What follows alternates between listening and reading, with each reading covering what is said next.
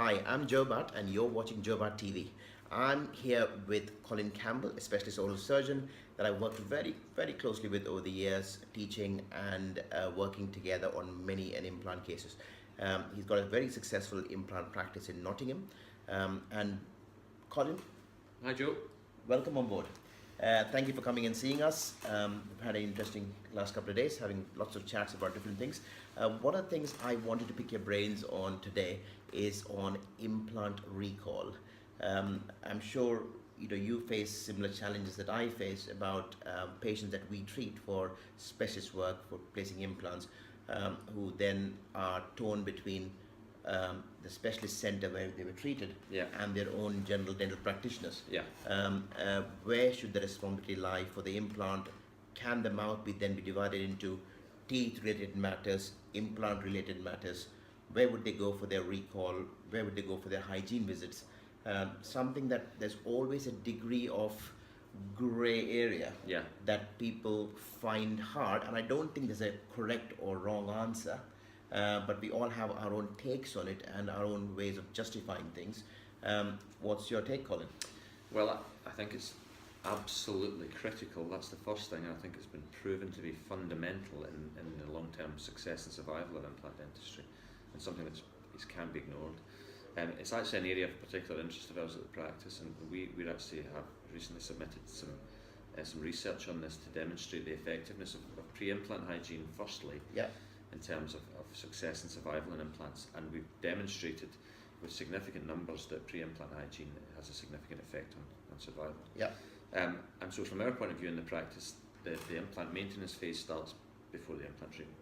Yeah. And we have two hygienists who are very adept in this, very well versed and experienced in this, and they will assess the patients preoperatively, and they'll educate, stress to the patients the importance of the maintenance and the importance of long-term success. And that's fundamental, I think. Yeah. And all Yeah. implant practice should be doing that. Yeah. So we don't do an implant course of treatment now. If a patient doesn't want that pre-implant stuff, then we can't go ahead really. Okay. Because we think it's that important. And so then the hygienist then takes responsibility for the maintenance of the patient afterwards and getting that sorted. Yeah. And we preoperatively we will place patients into a risk category. Yeah. And so they go low, medium or high risk, and that's based on an assessment of systemic disease, local disease and risk factors such as smoking. And you chart it. Yeah, we chart that risk, and those risk categories are fluid. Patients move in and out of those depending on their lifestyle. Yeah. But as a rough rule of thumb, a low risk patient would be seen yearly. Yeah. Also in that calculation is the amount of implants placed. Yeah. A medium risk patient would be seen biannually, Mhm. and a high risk patient usually seen quarterly. Yeah. Sometimes that in situations where we're having difficulty with a patient is even more frequent. That can be 8 weekly. Yeah. And so then we discuss with the patients how that maintenance will be carried out. So in terms of the relationship between the dentist who may have referred the patient and the clinic, because of the guarantee process that we have in the clinic and because of the 10-year guarantees that we offer, we feel we need to retain some sort of control over that maintenance process. Yeah. But it wouldn't be unusual for us to say, in a patient who needed to be seen 4 times a year, to have their practice see them twice, and for us to see them twice. But on a patient who is on a 1-year recall, then we ask to do that. And the patient can then have the rest of their treatment done at the general dental practitioners. The maintenance appointments that we see are not just to look at that one specific implant, of course, because it's a dynamic setup, isn't it? Yeah. And so our hygienist will invariably clean the whole mouth, provide an x-ray of that for the annual recall, and assess any difficulties or problems.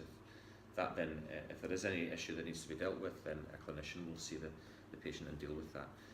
But it's about working in close collaboration with the dentists so that they can understand that what we're not doing is trying to steal work from them. For sure. That's always. We're just trying to look after the patient. Now, Money's funny. Huh? well, I'd love to say we get that right every single time, and we don't get it right every single time, but it's always just a conversation that needs to be had. And I think guys that have worked with us for a long time understand that we do that for the best interest of the patient. If we've replaced all of our patients' upper and lower teeth, generally they become our patients because there's nothing left in their mouth that was the dentist's. Correct. And we have the same policy here. Yeah. If there are no teeth, then there's not much that the dentist can do because everything that's been put in there has been put in by us. Yeah. So there isn't much point in them seeing even their own hygienist for that matter, because hygienists in specialist clinics tend to be trained specifically in and I implant think that's really important. I mean, our hygienists are seeing hundreds and hundreds of implants per year, and if it's a practice that's not doing many implants, it's that they'd just be less experienced at looking after that type of thing. Correct. And the earlier the problems are encountered, generally the easier they are to fix. Yeah. So from a patient's point of view, it's in the best interest to see people that really know what they're doing for that type of thing. So it's one of the most important parts of our practice, and we're very lucky with the hygiene team that we have are exceptional. And Karen, who's our senior hygienist, is really quite well known in this area and well versed. And It's all about communication. yeah, Communication between specialists and dentists. yeah, Specialist and the patient. yeah, Patient and the dentist. yeah, yeah. And we're just making sure that's closed up. Correct. Yeah. So that nobody is, nobody feels that they're being, Yeah, I think either ripped off or kind of. all problems exist in the absence of a good conversation. For don't sure. they? It's just about conversations. Yeah. Super. Thank you so much, Colin. Pleasure, nice to see you. Again, pleasure to have you here.